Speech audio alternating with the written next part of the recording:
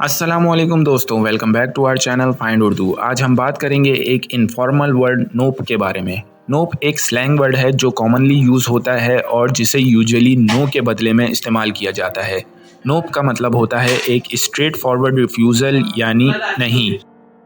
ये वर्ड ज़्यादातर informally use होता है जब किसी को कोई चीज़ या प्रपोज़ल रिफ्यूज़ करना होता है। मिसाल के तौर पर अगर आप किसी से पूछते हैं कि क्या वो किसी इवेंट में आएंगे और उनका जवाब नोप होता है, तो ये मतलब होता है कि वो अटेंड नहीं करेंगे।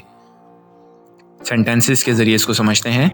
When I asked him if he would help me, his answer was simply nope। जब मैंने उससे पूछा कि क्या वो मेरी मदद करेगा, तो उसका जवाब बस नोप था यानी नहीं था।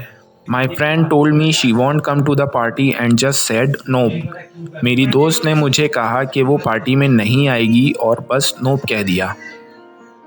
नोप एक ऐसा इनफॉर्मल वर्ड है जो किसी चीज़ को डायरेक्टली रिफ्यूज़ करने के लिए इस्तेमाल होता है।